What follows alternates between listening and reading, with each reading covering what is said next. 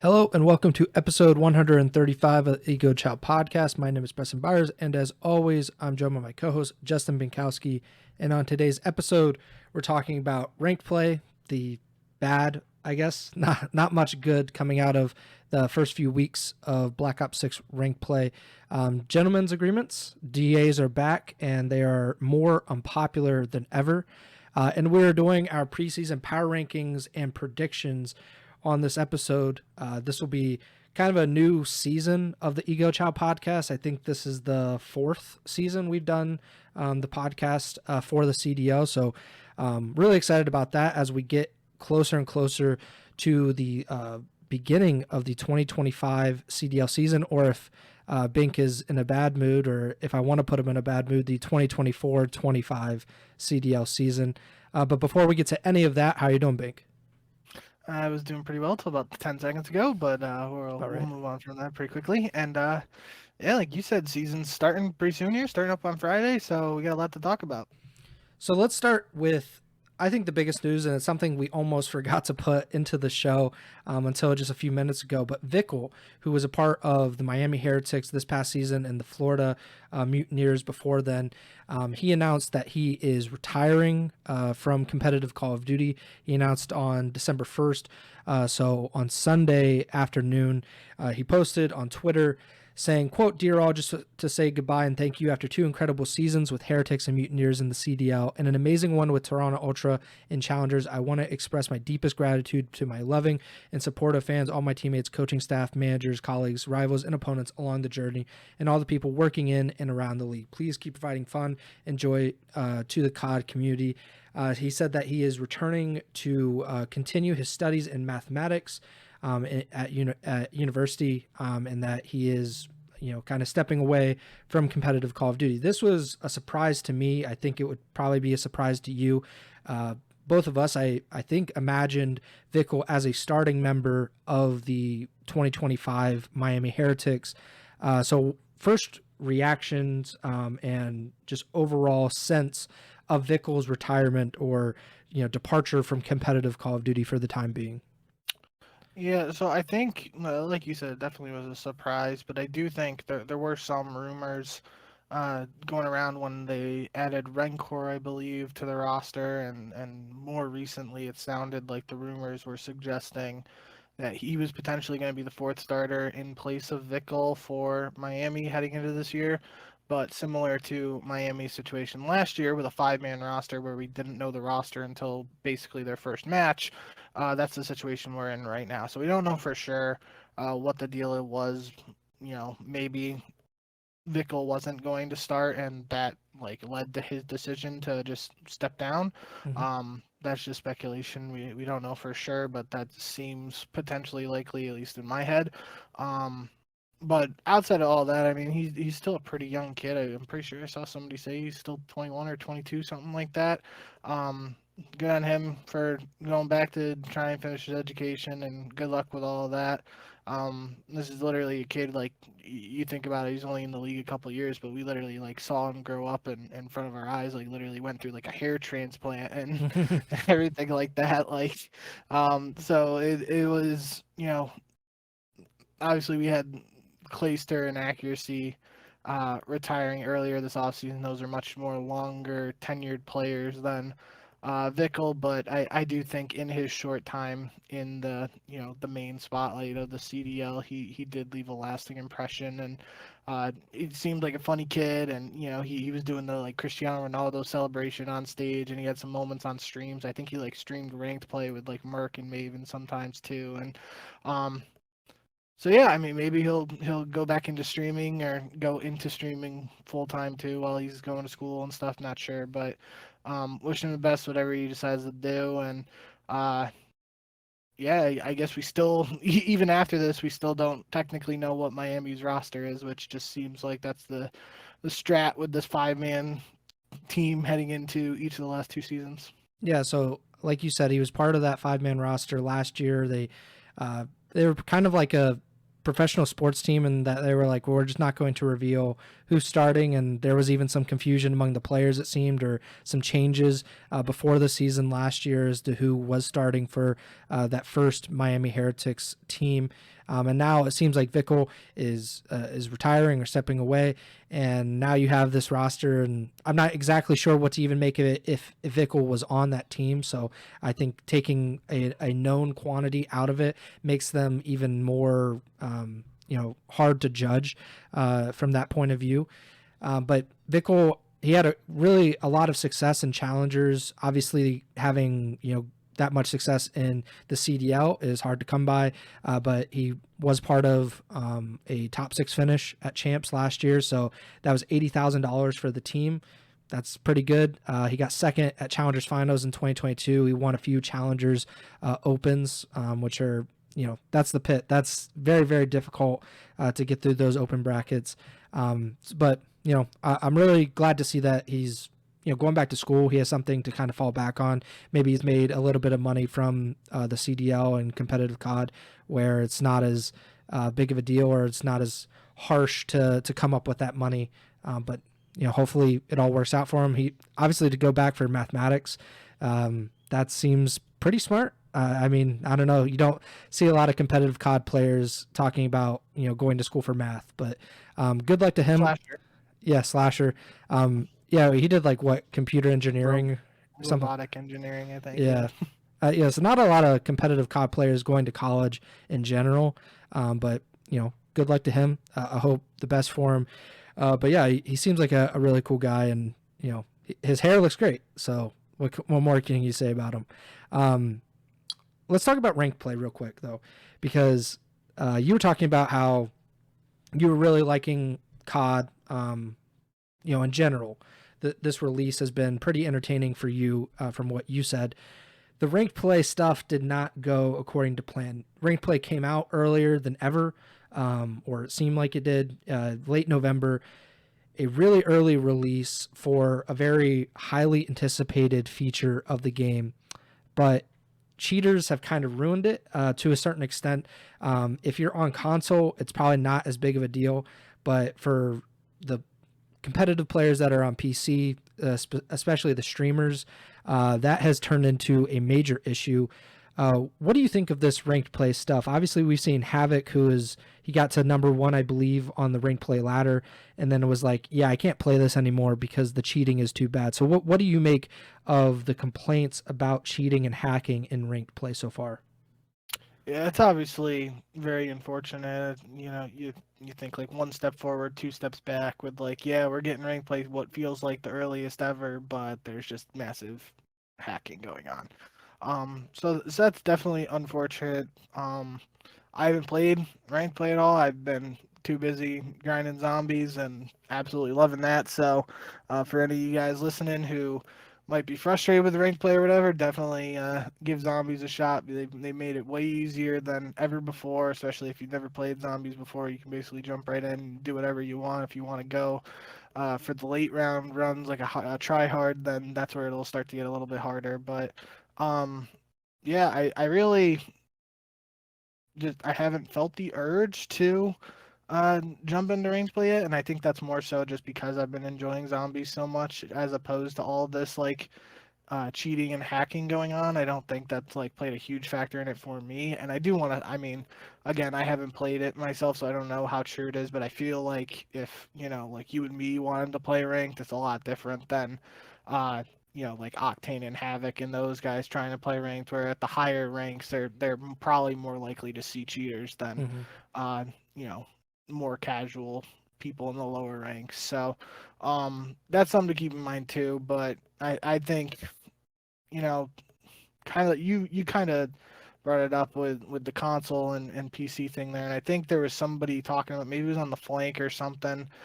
They were talking about how console players have to have crossplay enabled. There was some sort of discussion they were having where it's affecting console too just as much, just because they have to play against the PC players. And I mean, that just goes back to the whole conversation we've had since the CDL moved to PC from console, is just how how many issues there seemingly have been, like the scan and repair stuff that's literally like crashed games in the CDL for years now.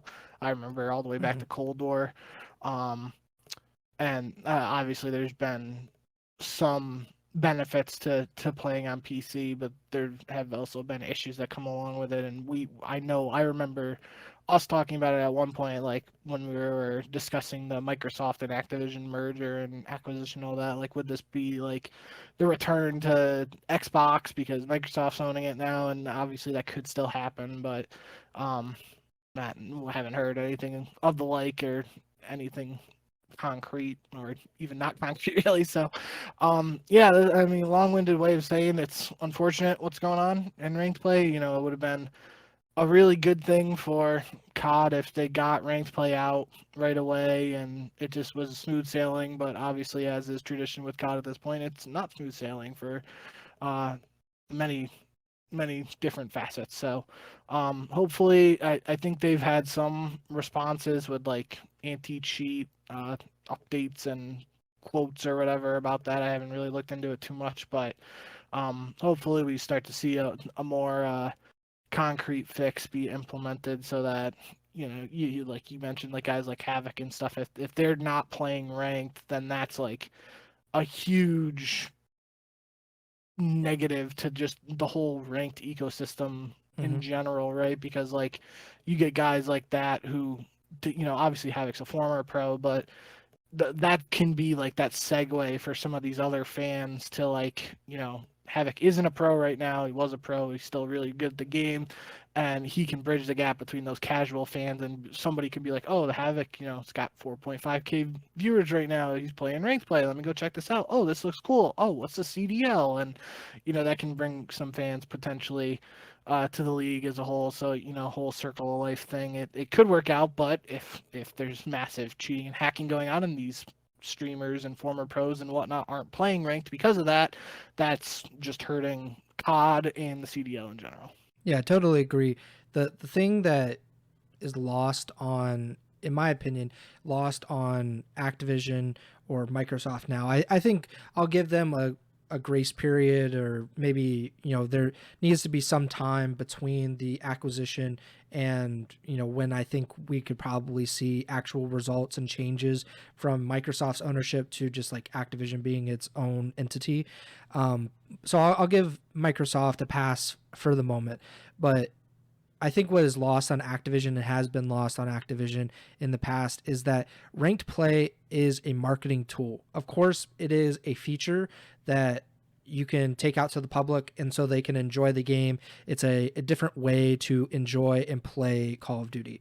But what they need to look at it as is this is the greatest marketing tool that we could have for competitive Call of Duty, and by extension, the Call of Duty League. This is the Call of Duty League is something that Activision or Microsoft owns. It is theirs. It is their baby, essentially.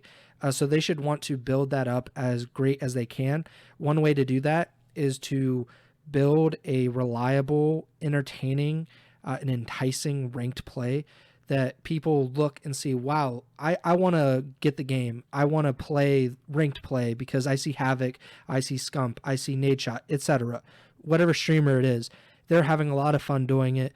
So I'm going to get on Black Ops 6 and I'm going to play ranked play. That was enticing for me when I was, getting into competitive COD. I saw game battles, I saw 360 icons, etc. UMG at one point, and you get onto those websites and you start playing because you see other people have fun playing them. If ranked play is not fun and the streamers are like, this sucks, this is draining, this has happened with Warzone in the past where there's been a lot of cheating or just a lot of problems in general, and you see those streamers say, it's just not worth my time. And I think there will be a trickle down effect with players saying, well, if it's not worth Shroud's time or if it's not worth Scump's time, it's not worth my time. I'm not going to play this game if they're saying it's so bad. Of course, not everyone is going to follow that, but I don't think that, I think that COD and Activision and Microsoft should take that very seriously and do everything they can to fix this. But anti-cheat has been such a major issue basically since Call of Duty was like, we're going to be a PC game now.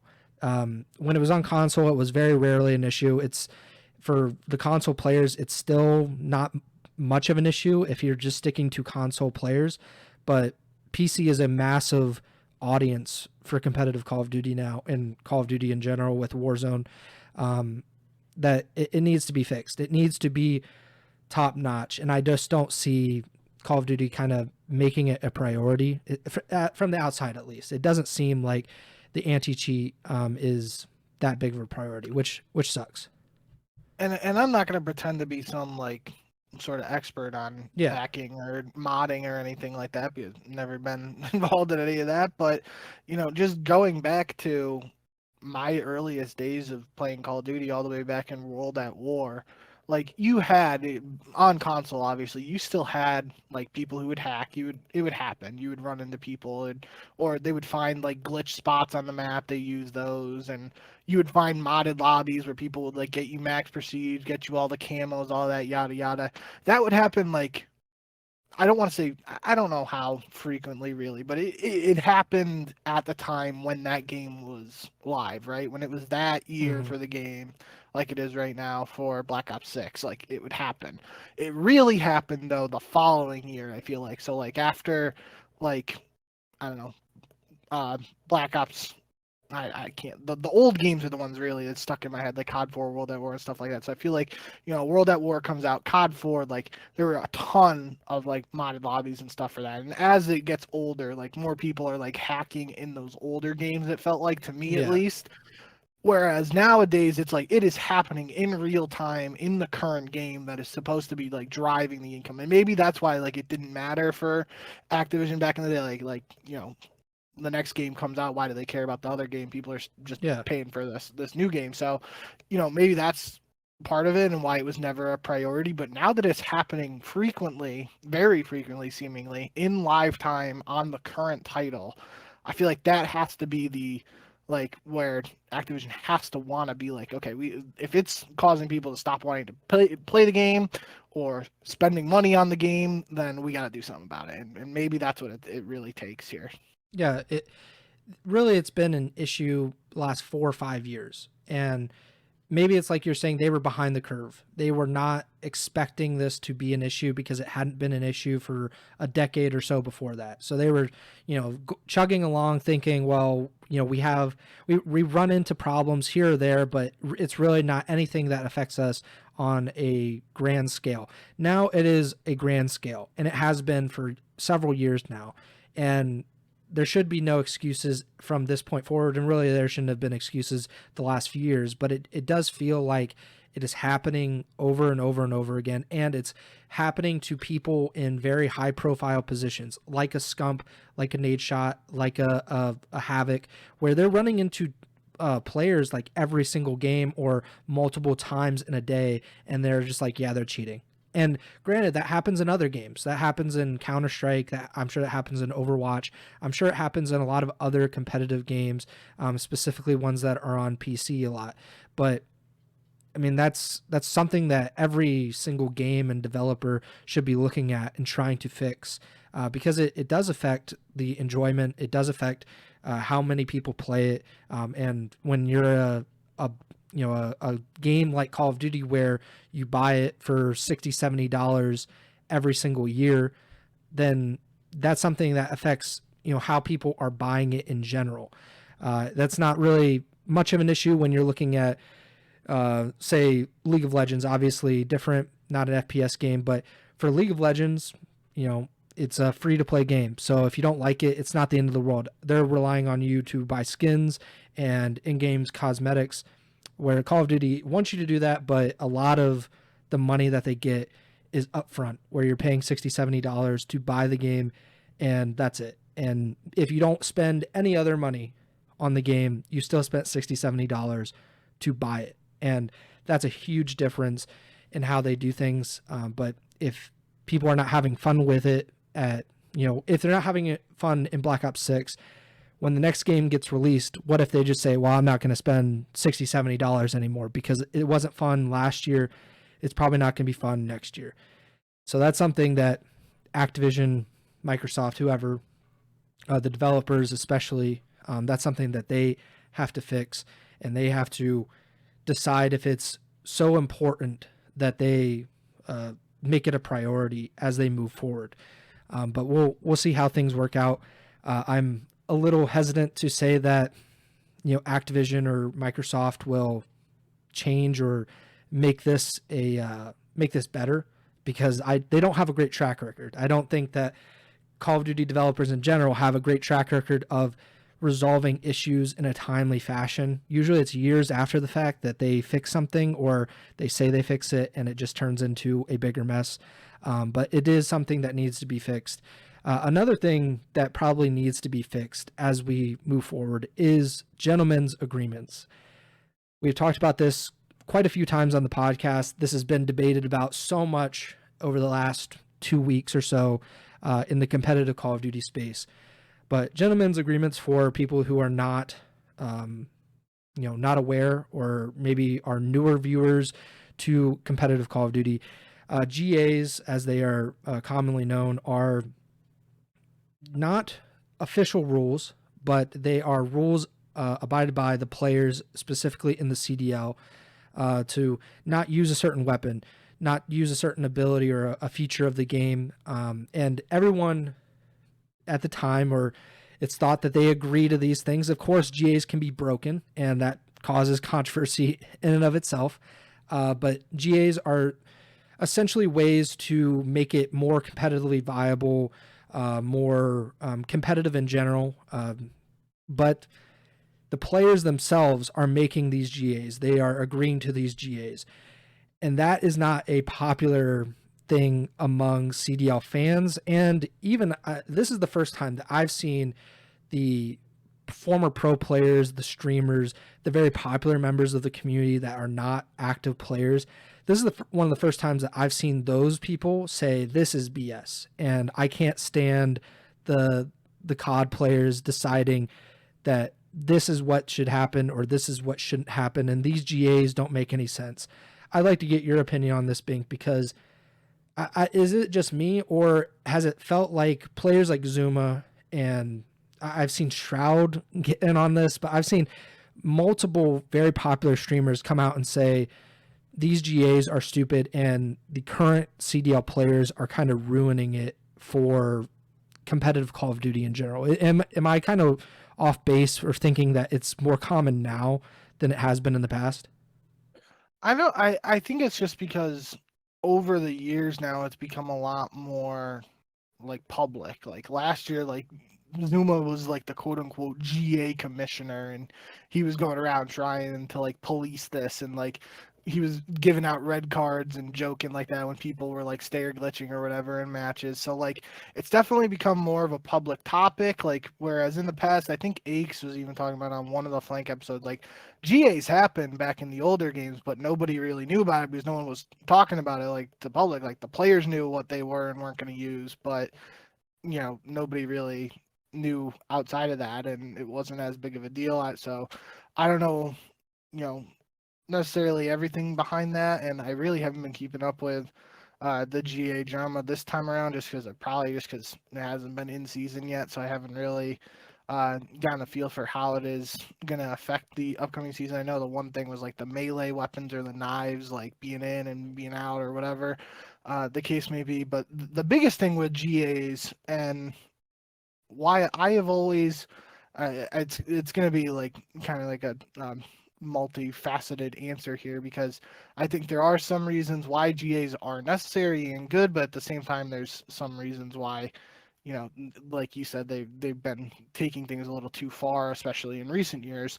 Is that Call of Duty in itself as a game is not competitive focused, or it's not created to just be a competitive game like like a counter CSGO or CS2 or League of Legends. Like that's not where the focus is.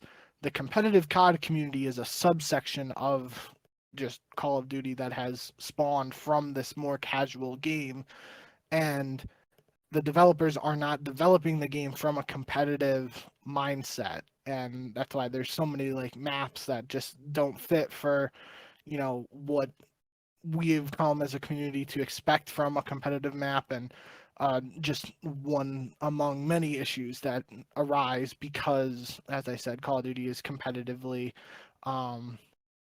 it is not competitively founded. It's just a result of the more casual game. Um, at the same time, though, my thing with GAs that's seemingly always been what happens over the years is that these guns get GA'd by the pros, and then even if the devs do address the gun and nerf it or tweak it in some way, it is never revisited. So let's just use like this year, like the XM4 or the M4 traditionally in Call of Duty was seemingly GA'd right away. If Treyarch comes out literally tomorrow and says they've nerfed it into the ground and it's not anywhere close to as good as it was, even if they like say that publicly and just mega nerf it, the pros won't go back and test it and be like, oh, we'll un-GA this because the gun sucks now. It just won't happen. They'll just continue to use what they start to use, and that's been my gripe with GAs over the years, is that thing. And again, this goes back to that give and take where the devs aren't tweaking the guns necessarily a ton or for a competitive mindset, so the pros have to do something to try and make the gameplay that they're playing for their jobs and livelihoods as fair and balanced as possible. They have to step in and do something. That's where the GAs come in. But then when you're GAing a ton of stuff and then changes are made and they aren't testing that stuff after changes are made, that's where I start to have an issue with it. So it's really a never-ending loop until, I know we've talked about it, like something like COD Mobile, which has like, legendary COD guns and maps from past games that we know work for a competitive basis. Like it, until some like competitive version of that is made where that is the main focus and that's the game that the CDL is played on, which I don't think that'll ever happen because Activision makes too much money from a yearly release. This is going to be some instance of an issue, and finding that fine line there between having a balanced competitive game and getting rid of too much stuff and having too many GAs, that's always going to be a tug of war. So what you were saying is completely factual in that Call of Duty is made for casual players. It is made for the Jimmies and Joes that buy it on Christmas and they drop 0.6 KDs and team deathmatch. That's kind of the player base. Like I forget what the percentage was, but it's like 60% of players like that play multiplayer like only play TDM because that's the first one at the top of the menu. It's it's something ridiculous like that where people aren't experimenting. The vast majority, and the people that are never probably going to watch the CDL because it's completely like it is a niche of a niche. Like there's competitive Call of Duty, which you can even lump in Warzone at this point. Like that there are tournaments and stuff, and like the CDL is a section of that. So it is a relatively small community when you look at how popular and how widely played Call of Duty is on a grand scale. So GAs are, I think, a good thing in essence or in theory. So you don't have bouncing betties, you don't have claymores, you don't have all of the things that people are like, this is absolutely ridiculous. You don't have riot shields. So that's good. I'm sure there are some people that disagree with that. I believe Clayster at one point advocated for the use of all of the weapons and all of the equipment in Call of Duty to kind of bridge the gap between the competitive community and the casual community. I wouldn't go that far because I don't think that if you add claymores and bouncing betties to competitive, I don't think that you're going to add a bunch of casual players that are now going to watch competitive. I just don't see that happening. I think that is probably that's fool's gold. You hope that it happens, but I don't think that it would actually happen. But GAs, like you were saying, they can go too far, and they often do. And the reason that they do is because the players are the ones that get to decide what are GA'd and what is not. And granted, that's the logical thing to do because the players play this game, they know the game better than anybody.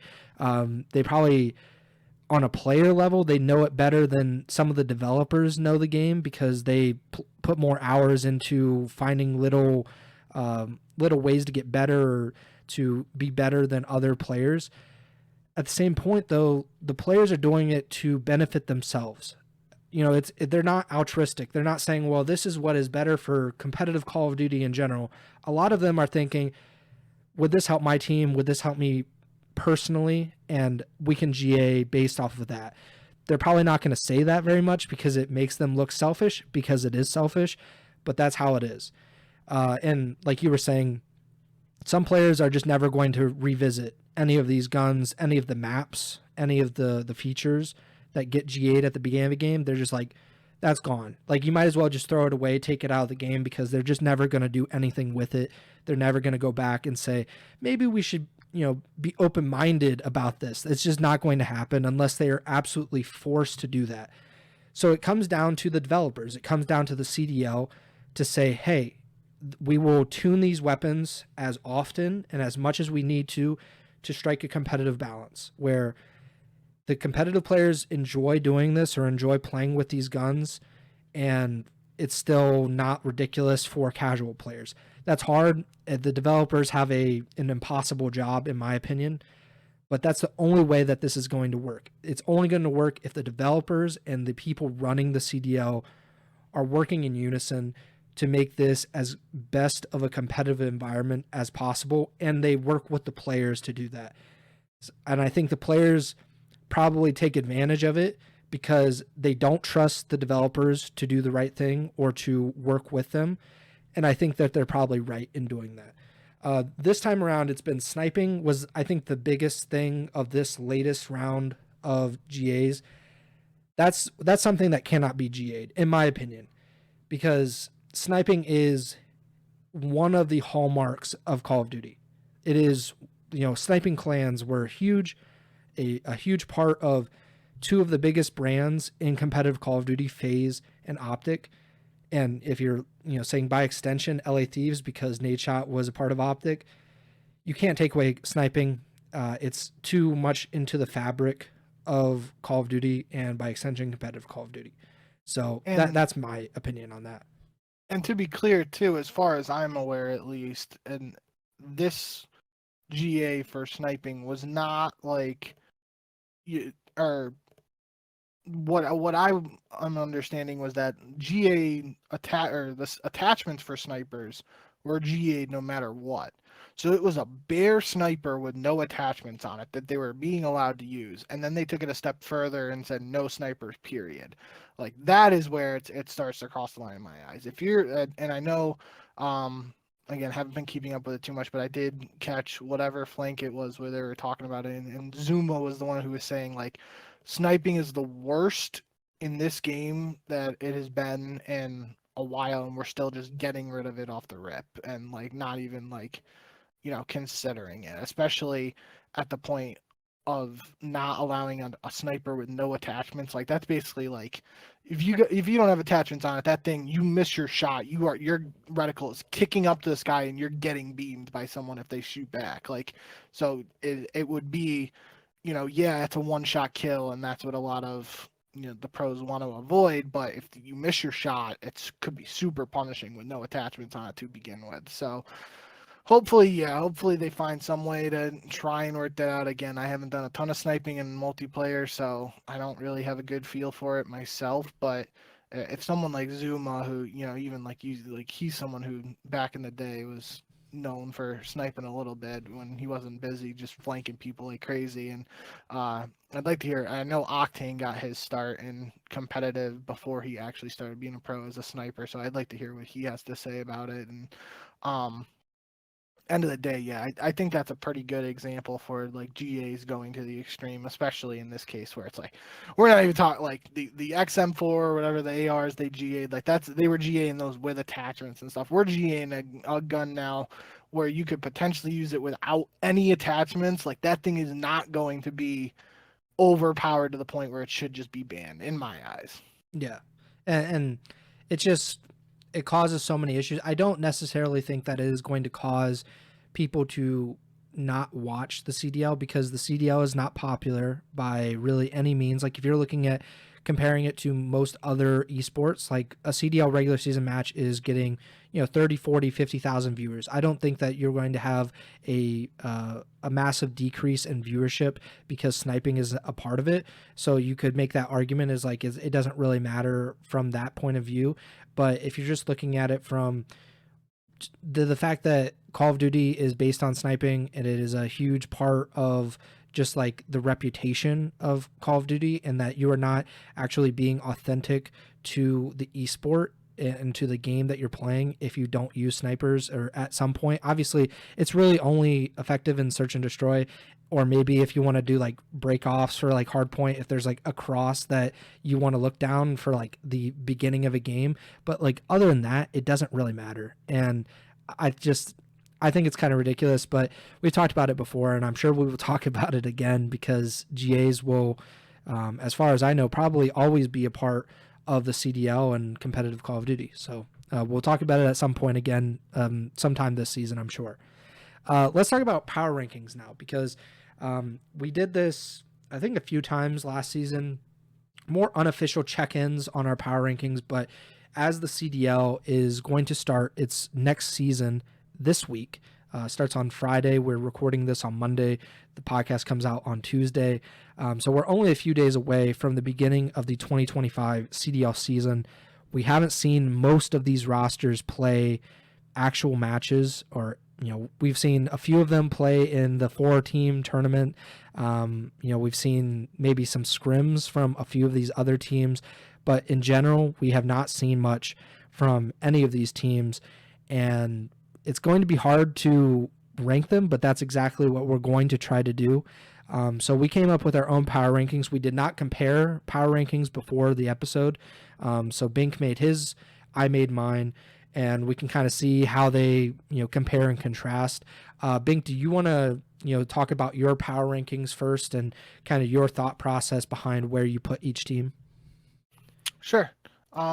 I did this literally 5 minutes before we went live, really quick, so I really didn't put too much thought into it, but I think most people would agree with at least the top of my power rankings. Maybe the bottom is where it gets a little murky, especially depending on the performance of certain teams so far in scrims and whatnot, because I haven't been really keeping an eye on that. So like maybe some team that on paper you'd expect to be at the bottom has been playing really well in scrims at the beginning of the year, and I'm not aware of that. But barring that, this is just my expectations. So I think we've talked about it enough over past episodes, where S tier should be almost no surprise that it's FaZe, Optic, and LAT, and no necessary order there. We talked about almost all last year being a 4-team league, so now with the super team joining LA Thieves, it becoming a 3-team league. We talked about that. It seems pretty straightforward in my eyes. In A tier, I got Toronto and C9, Cloud9 New York. I feel like that the Toronto pick could be a little debatable, just depending on how the team works off the rip. But I'm putting my faith in the tissue being an issue there, so it might be a little skeptical, or for some people they're a little debatable. And then Cloud9, sort of similar situation there. I'm not really sure who's going to be like that team that really pushes those other teams in the top 3. And I think on paper, at least, these are the 2 teams that have a good shot to do it. I will say a massive caveat here is I got the LAG and / Gentlemates in C tier, because we still don't technically officially know what their roster is, or if they have a roster, or what the heck's going on there. Literally, I think after we recorded the last show, the day after, there was the report that like Gentlemates is combining with LAG or something. So the reported roster is Kismet, Skies, Priesta, and Lins, I believe. Mm-hmm. But we don't know for sure. So that's kind of like just like kind of ignore LAG being there. I really just put them there because we don't really know what the heck's going on. So they're kind of in limbo in the middle. That's a team though. That's the New York Subliners COD champs winning team from 2023 with Linz minus Hydra. Obviously, Hydra was a big part of that roster, but it is a team that has a lot of players who have seen success in a very recent window. So that's a team that could push you up into that A tier, I think, if that is the actual team and if they perform well. But again, we don't know for sure, so not confidently throwing them in right away. And then middle of the pack, Carolina, Vancouver Surge, Miami Heretics, and Minnesota. Really, I think out of those, I expect Carolina to be the best, but that's another team that could struggle. It's got some guys who like Slasher and Vivid who've been in and out of the league.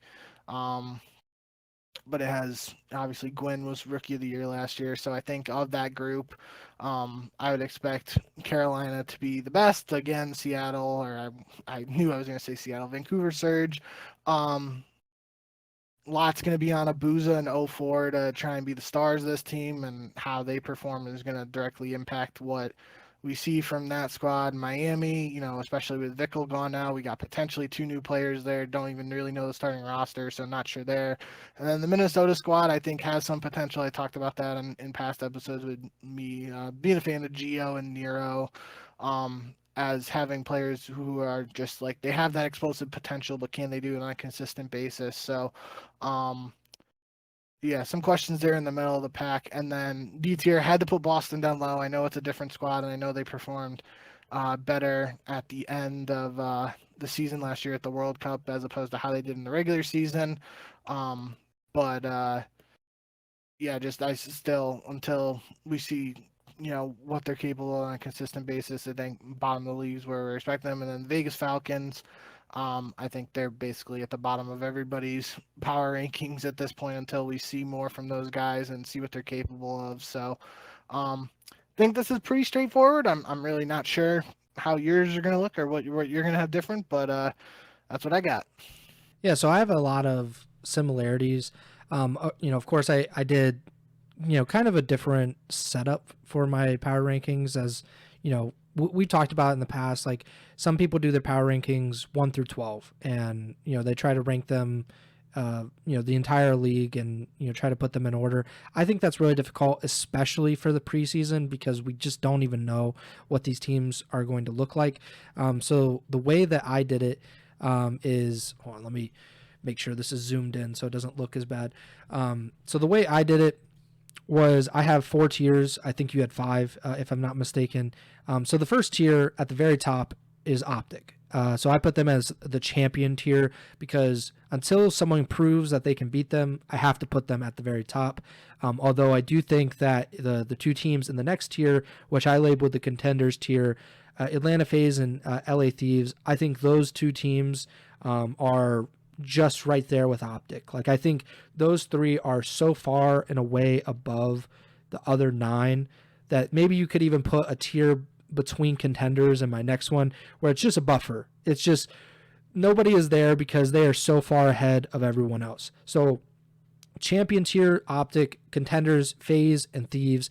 And then I have 4 teams in the next tier, which I considered battle for 4th, which we saw last year. We were really going battle for 5th at that point because we had 4 really good teams.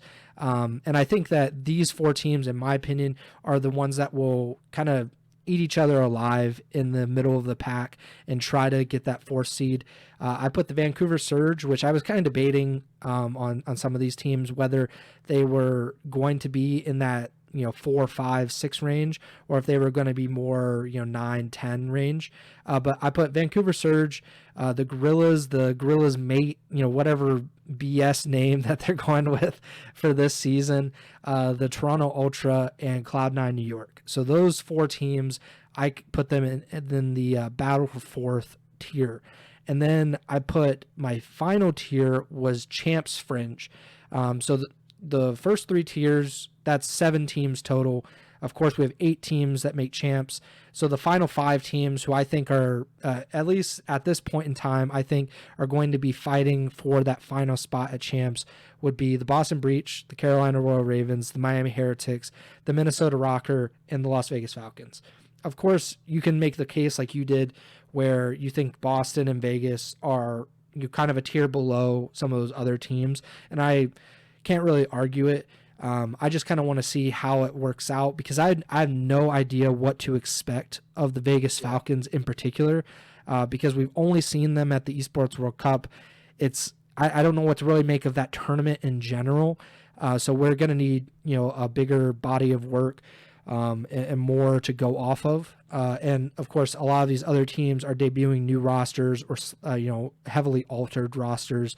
So it's going to be a difficult thing to suss out as we go across the CDL season. But that's where I have it now. I have Optic at the top. Then you have FaZe and LAT in the next tier.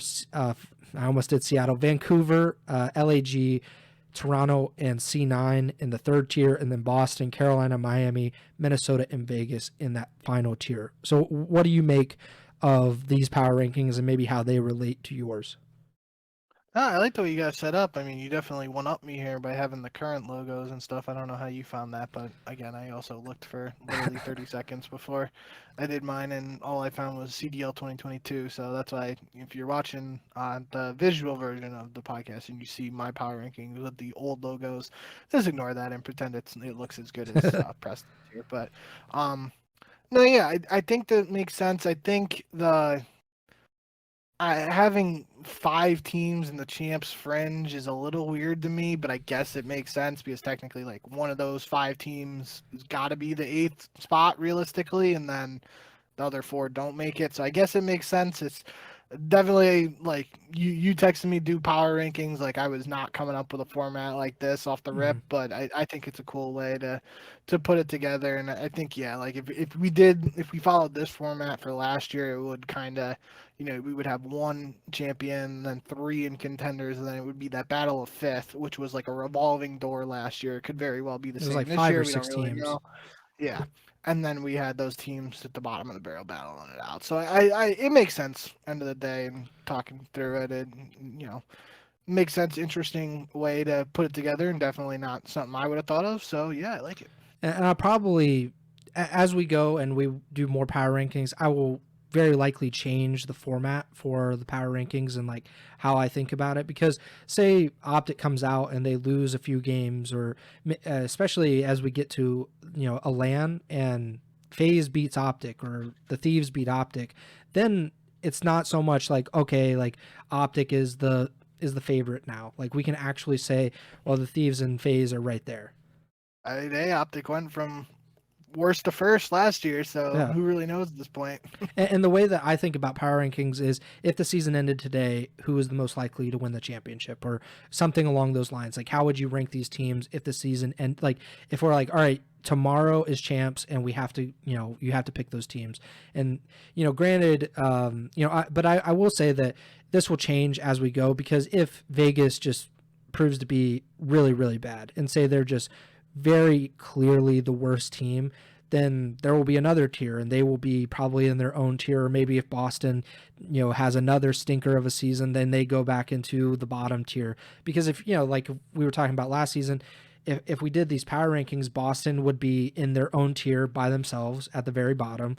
And then you would have, 3 teams that are kind of like maybe they make champs, and then you have the battle for 5th, you have the contenders at the very top. And I think that'll probably be how we do it. I'm not sure how many iterations of the power rankings or how often we will do these power rankings, but I think at the very least we'll update them before or after each major as we go into kind of the new cycle of each major, because then we got to see them online, we got to see them we'll have the minor to kind of judge them off of this like online tournament style situation, and then we'll obviously get to see them on LAN, which is what we think is going to be the most important, and usually is what is the greatest indicator for how you're going to do as you get toward the end of the season. So we will do more of these, and hopefully they will, be better and change. And I hope that it's not as well. It would be kind of fun if there were like 7 teams just kind of fighting for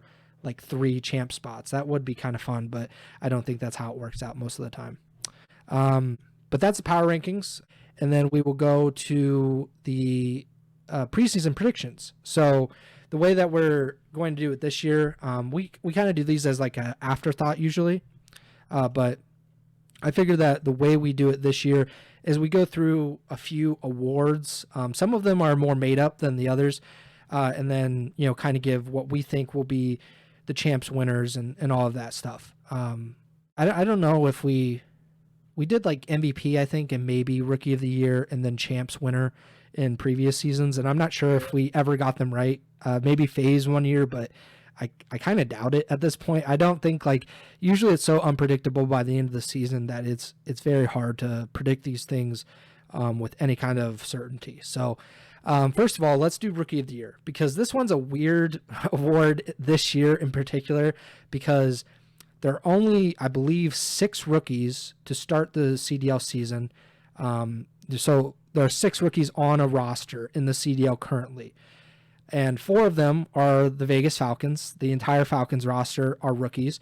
And then there's Super, who we're not sure will start for the Heretics, and Rancor, who I'm not sure will start for the Heretics.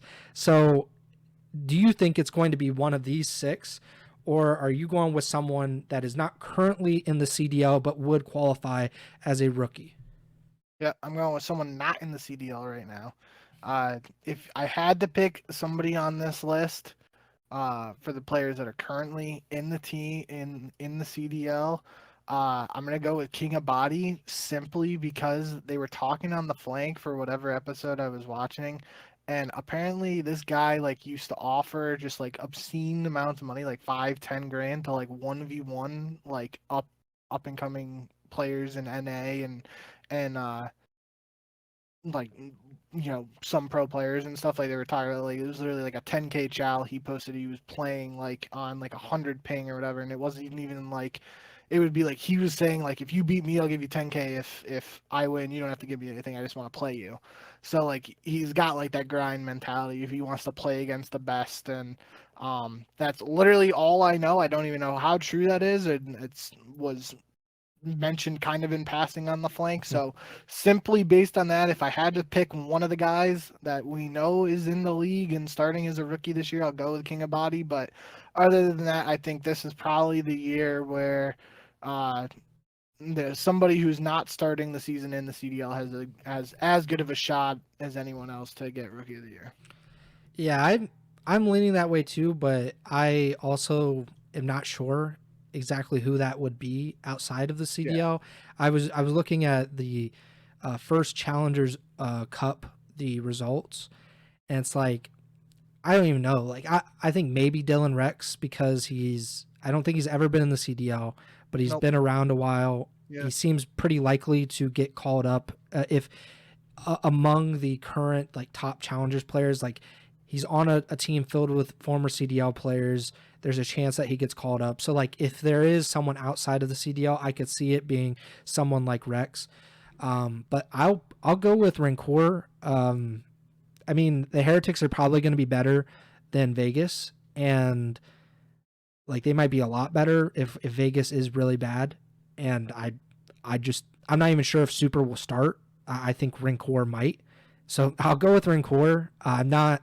It's probably the least confident that I could ever be with something like this, because usually you get to a point where it's okay, maybe Real last year before the season, you're okay, I could see it. He's a pretty hyped up rookie. Same with Abuza, who was very, very hyped up coming in, or Linz. And then it turns out to be Gwyn, and it was pretty obvious very early in the season that it was going to be Gwyn and he was going to be rookie of the year. So maybe it'll be clear at some point early in this year who will be rookie of the year, but right now I have absolutely no idea. But I will go with Rancor. You're going to go with someone not in the CDL. The next one, I was kind of debating internally what this award should be. So in the NBA, there's the most improved player, someone who makes kind of a big leap from one year to the next. In the NFL, it's the Comeback Player of the Year award. Very famously, last year, Joe Flacco wins it over Damar Hamlin, despite Hamlin literally dying on the field, coming back to life, and then playing football again, where Joe Flacco just led the Browns to the playoffs. And somehow that was a greater feat than actually dying. But so I was thinking this as like most improved / comeback player of the year. And some of the examples that I came up with, and you can go outside of this, I was just kind of giving an example, was someone like Hook, who is not currently in the CDL, Arcity's Illy Purge, who got benched and went down to Challengers, is now back in the CDL, Snoopy, who had probably the worst PR year I've seen from a CDL player in a long, long time last season. I mean, Illy's got to be up there too. Yeah. Then there's guys like Envoy, who had a down year, for him.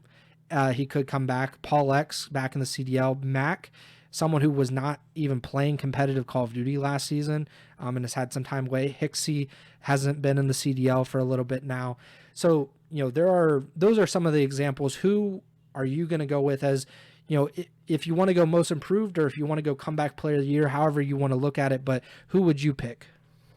All I'm saying is, off the rip, if Illy makes it back into the CDL this year at all, he has to be the comeback player after just everything he's gone through, and we'll name the award, the official Ego Chall award for this comeback / most improved player award will be known as the Illy award going forward. I think that's fair. What do you think about that? Yeah, I think that's fair. Just in general. Okay.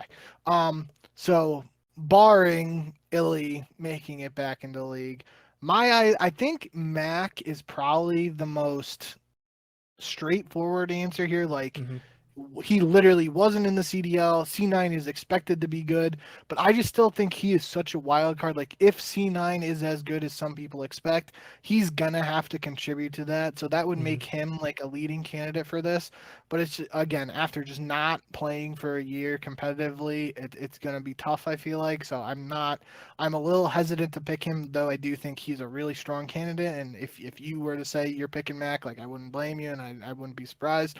But I'm going with Vivid. I just feel like it's more of a little combo of most improved and comeback. We talked about it a little bit with, like, he was on, or Mac and him were kind of like rumored to be on a couple teams during the offseason and stuff. And for Vivid in particular, he was rumored to be going into Challengers and playing as an AR, which I thought was kind of noteworthy and surprising, just because we've seen Vivid in the past be like that super aggressive SMG player.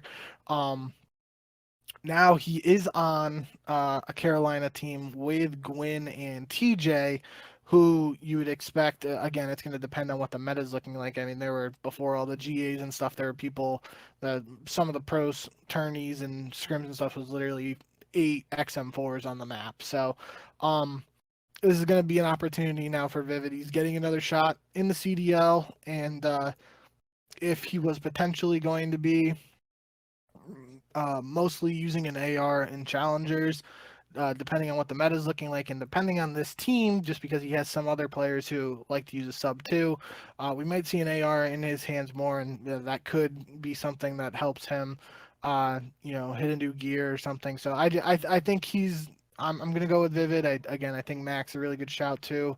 And obviously Illy, if he just makes it back, that's just a crazy story. So I think there's a lot of good candidates for this. Yeah, so I had a lot of the same thought process as you. Illy is too much of a wild card in the sense, like, I don't know if he will actually be in the CDL for a significant portion of this season to be considered for this award, which is like a made-up award. Like, this isn't something that is actually given out, but we will decide at the end of the season who should be the winner of this award. So with that being said about Illy, I kind of had to disqualify him. I'm like, I think if he makes it and he's like in for before like Major 2, I think he gets it, but I'm not sure if that actually happens.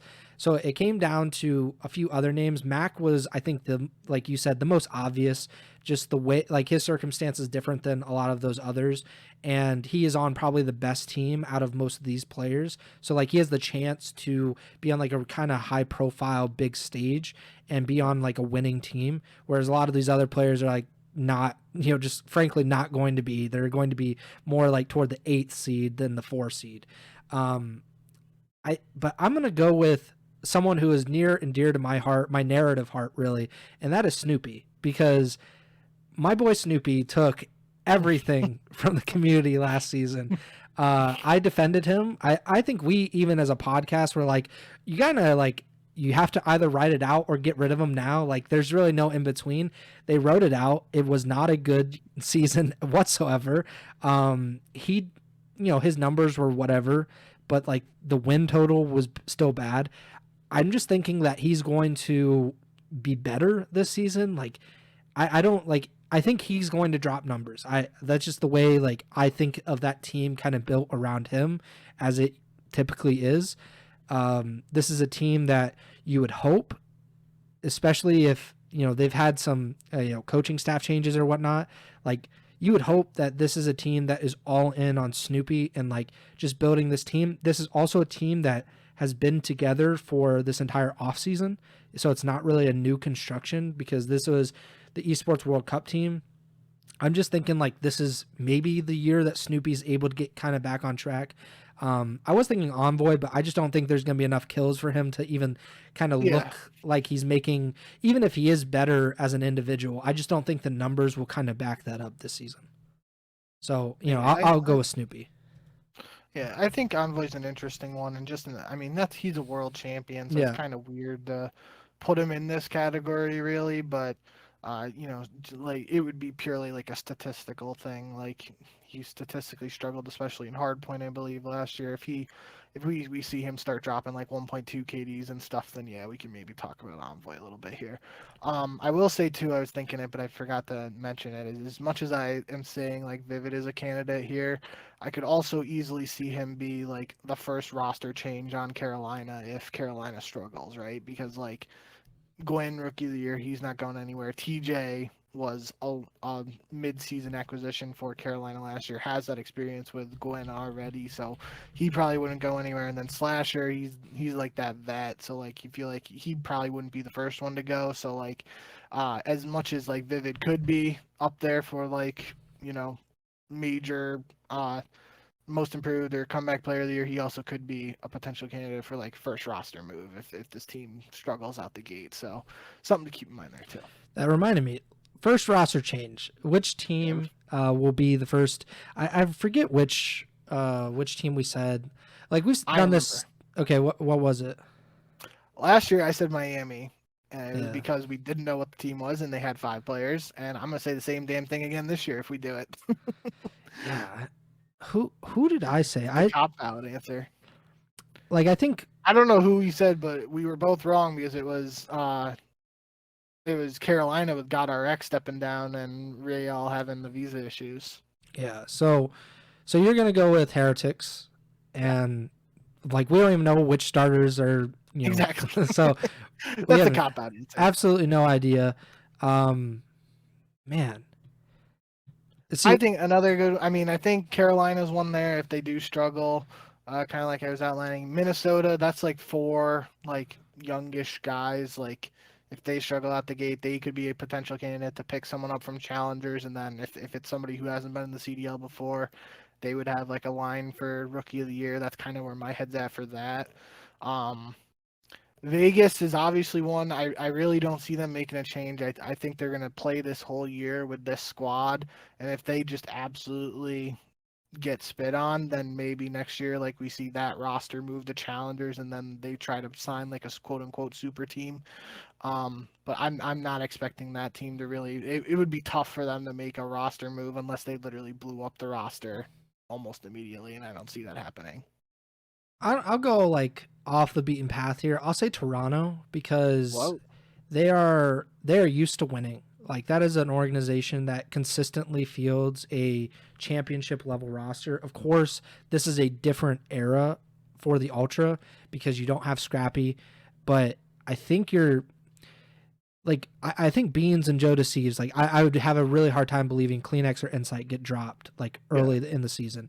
But like, it's not out of the realm of possibility, at least in my opinion, for Beans or Joe to be replaced like before or after Major 1 or something like that. Like, say they have like a top 12 finish at Major 1. And I think that is very possible because they had very poor performances at the beginning of a few majors last season. I just think like they're so accustomed to winning. If they don't win out of the gate, or if they're so like out of sorts out of the gate, I do see it as a possibility. I think it's most likely, like you said, probably Miami or something along those lines, like Boston, Carolina, one of those teams that we expect to be closer to the bottom of the league than near the top or even in the middle. And those teams like are more likely to just make changes in general. So another cop-out answer here. You could say LAG because they technically, whenever they announce their roster, it's going to be a roster change from the last roster they had. So will they even spend any money to change the roster? Like that's my thing with a team like that. And that's kind of a way to think about Boston as well, because we have no idea what to think about them, and they didn't change the team at all from the Esports World Cup to now. Obviously there's so many kind of questions about what's happening financially and how this is going to go for them, because in previous seasons they've been committed to having an academy roster, been one of the only CDL teams to do so, and I don't think that they're doing that this season. I have a hard time believing it. And like, I don't know, maybe Doug comes in for a game. I don't know. Like, I don't know what to expect with them if they aren't like on financial stable footing. So we'll see how it goes. But I'll say Toronto. You're going with Miami. We'll probably both be wrong, and it'll be Optic or something. We'll see. Wow. MVP. So this is one that we can actually see, and we will actually, maybe you will get to vote on it. I don't know if I will. But right now, so we've had 5 season MVPs, CDL season MVPs. Shotzi was the inaugural one in 2020 when he was with the Dallas Empire. And then it was back-to-back years of FaZe guys, Simp in 21, Celium in 22, Hydra with the Subliners in 23, and then Simp wins his second last year in 24. Who are you going with as your regular season CDL MVP? So, little way I was looking at it, because you had it listed out here, we had Shotzi 2020, Simp 2021, Celium 2022. So that's sub AR. Last 2 years were a sub and a sub with Hydra and Simp. So we follow that pattern. It's an AR, especially like I was saying, at least in the early days of this game, it seems like it's an AR favored game. So I'm going with Scrap off the bat. I think he could have made the case he was up there for MVP last year too. If this super team's going to fry the way a lot of people think they're going to fry, Scrap's obviously going to be a big part of it. So I'm going to go with him for my preseason MVP pick. I will go with another, what would be a 2-time MVP, and I will go with Cell. Because we are, if you look at the numbers every single year, Celium is one of the top players statistically. And if you watch the games, you understand why that is. Like, he is a ridiculously good player. FaZe is also, every single year of the CDL so far, been the number 1 seed heading into champs. So that means that they've had a very good regular season, and that's going to be a part of it. Like, if you look at all of the MVPs, they have been like the 1 or 2 seed throughout the regular season, I believe. Maybe New York might have been like the 3rd seed or something, but like they've always been like going into champs, one of the top teams, and they had a good regular season. So I think it's going to be somebody from FaZe, Optic, or LAT. I see no chance for anybody outside of those 3 teams. So I'm going to go with Celium, just as, it's going to be hard because you always think about it like, is Simp the most impactful or most valuable player? Is Abizi, when we were debating if it was Simp or Abizi in 21, I think Cell has as good of a chance going into each year as anybody. If it's not Cell, I think Dashi has like a pretty good shot. Sure. I think the reputation of like he's not a winning player finally got shed with the champs win last season. And I think narrative wise, I think people will be more willing to give him his award or give him an MVP because of that. But again, Pred is also lurking in the shadows there. I will say, I think, and this could obviously be a topic for, we dive into it a little bit more, because I'm saying this without like having the numbers right in front of me. But on a very surface level, I feel like a big part of Optic's success last year was Dashi's and again, without talking to the guy or knowing for sure, like it feels like he was willing to sacrifice a bit of the KD to, try and chase the W. Like in the past, we were seeing him dropping a 1.2 KD plus win or lose, right? It felt like last year, especially at the end, like they were just trying to do whatever it took to win. And again, that's without really looking at the numbers or anything like that. So maybe that, hurts his uh MVP candidacy if that is the case. And again, he's got freaking three superstars surrounding him, so it's kind of like you were saying with Envoy that there's only so many kills on the map, and uh, but yeah, obviously there's a good shot. Big Brucey just comes back, dropped 1.3 all year, and could win MVP. I could see that happening too. I don't know what podcast it was, but Maniac like kind of asked Dashy about it, like were you more willing or something along those lines, like did you kind of not focus on the numbers as much last season? And he basically said yeah, because he looked at the players who were winning and was like, well, I'm better than that guy and I'm not winning, so what's going on? So I think there was like a legitimate like concerted effort from his point of view to be like, okay, like it doesn't matter if I drop 1.4, I could drop a 1.1 and we win this map and we win a championship.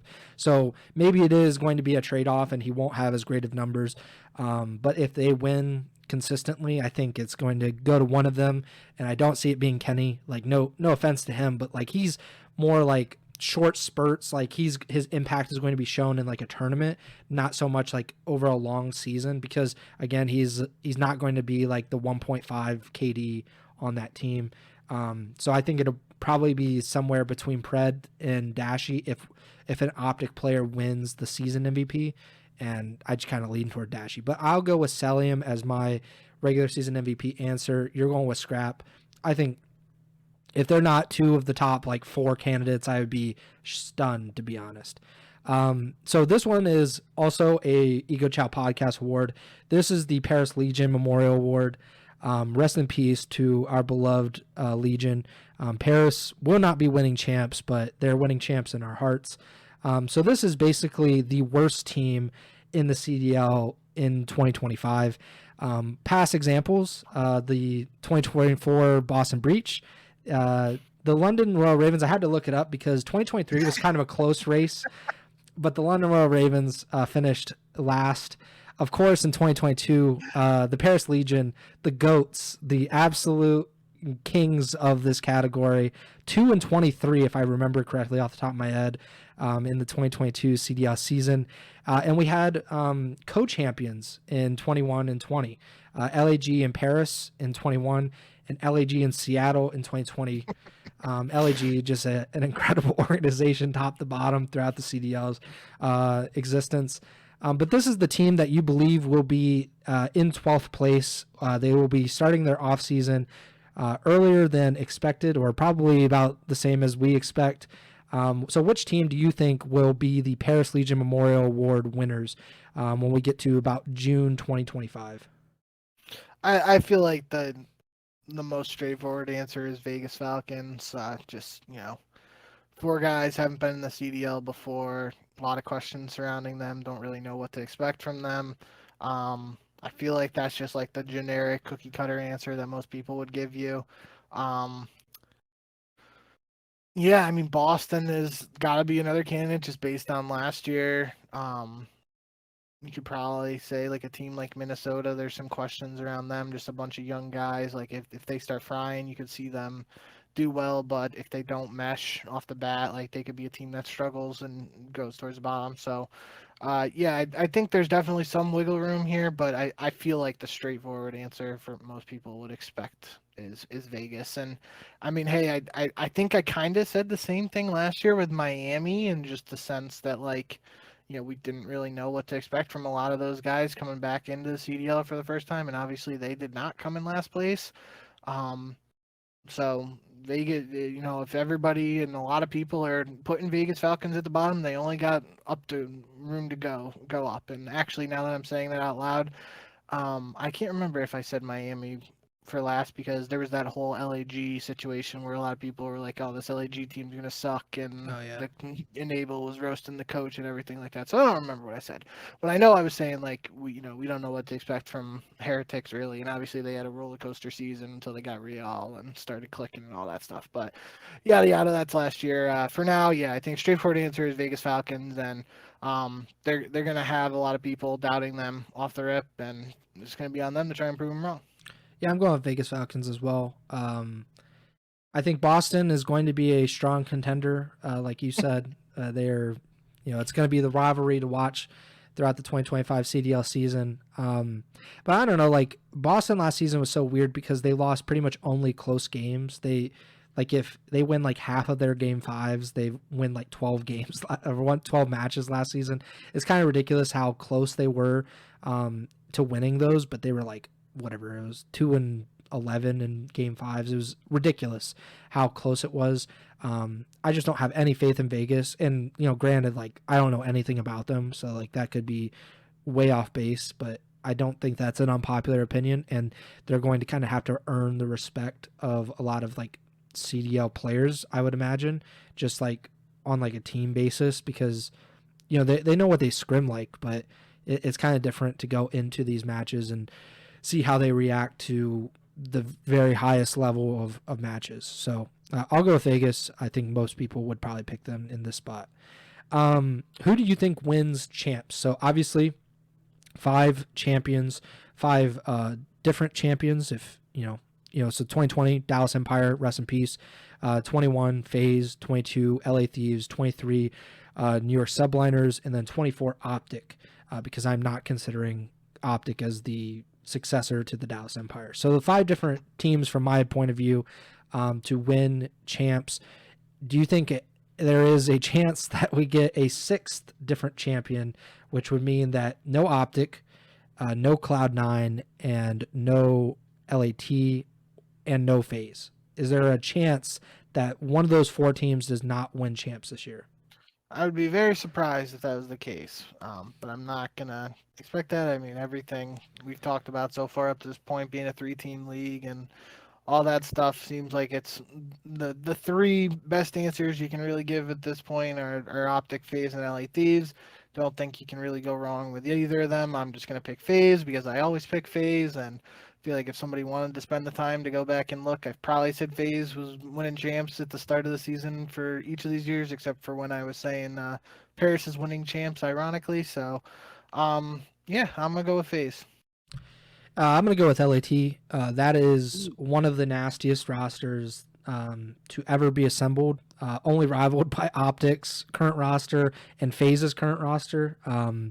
So I'll go with LAT, but I don't think you go wrong with any of those 3 teams. Yeah. If you said any combination, you to say Optic. I just don't like. Nobody's repeated before. Optic has notoriously struggled to win and be consistent. Like even last year, going into champs, they were as cold as they could possibly be, and then they get on a run and win champs. A lot of that is what happens in Call of Duty. New York was not like the strongest team consistently throughout the 23 season. They had ups and downs.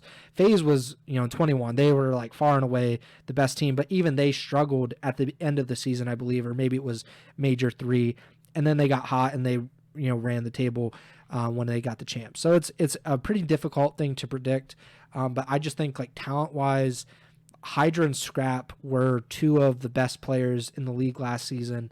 I just that's the team that I just think has the best chance right now. If you're looking at like the percentages, it's probably like 35% LAT, 34% Optic, and then like whatever FaZe left over. But I could see any of the 3 of winning, so I'm not gonna count any of them out. And maybe if they want to use this as like fuel, or I'm sure there's a lot of people saying that FaZe is not going to win champs because they haven't won champs in a few years, and they underperformed last season. But I'm sure they have a lot of fuel to kind of light that fire and maybe make a run toward champs this season. There might even be those fans who said, FaZe didn't win champs, but they won the Esports World Cup. So what's the real champs? That's true. I'm not one of those people, but some people might say it. They got all the momentum, is what they're saying. And then champs MVP. So we've had 5 different champs MVPs as well. Pretty, I don't know, like it's pretty interesting that the MVP for the regular season has never been the champs MVP of that season. So Shotzi won the regular season MVP. His teammate Crimsix wins champs MVP. Same thing happens the next season with Simp and Abizi. Then Celium wins regular season MVP in 22. Then Kenny, because LAT wins champs, Kenny wins the champs MVP. And then Hydra wins regular season MVP in 23. His teammate Kismet the Bulldog wins it at champs.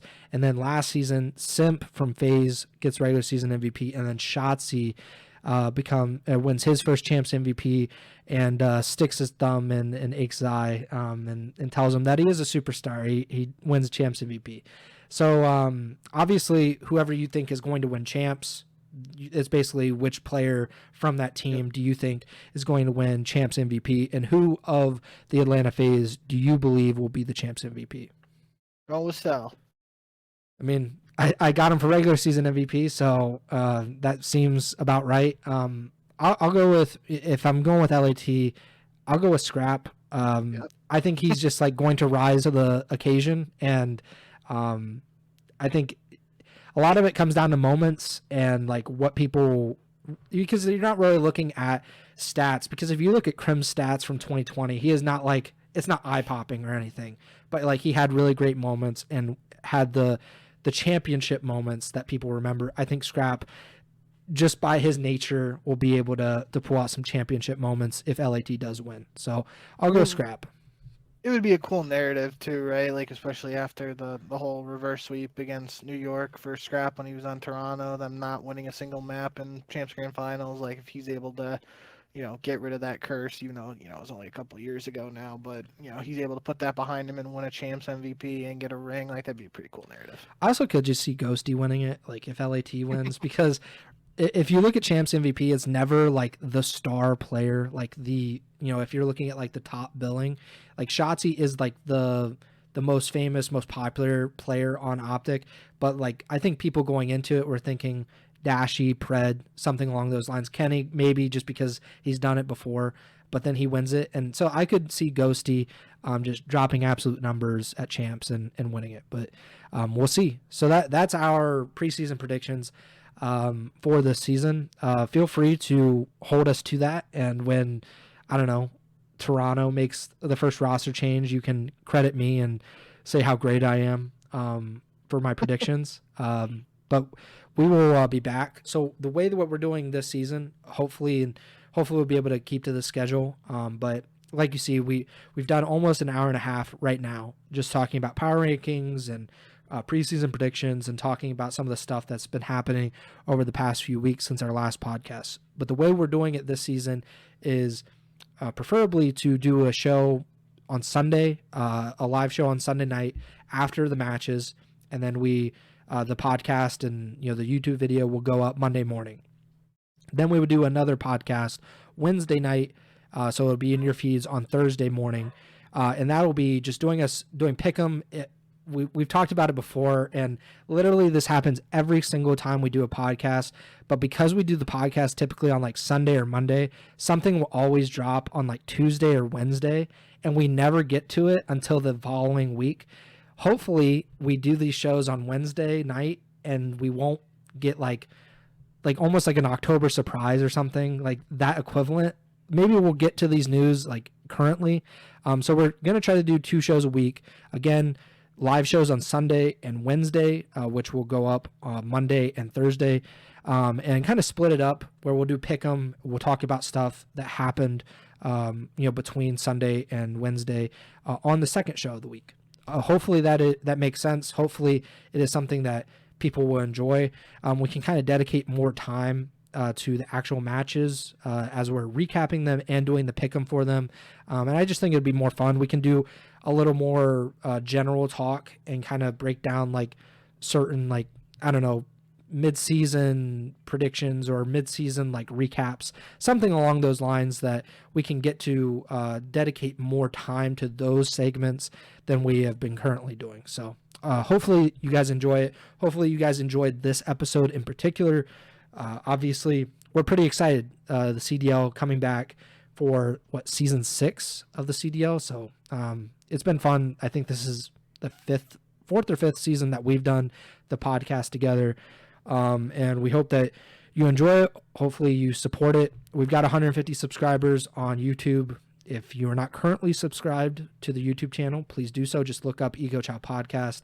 You could go to Twitch, twitch.tv/Ego Chall Podcast, and you can follow. That's a really good way to see when we go live with these episodes.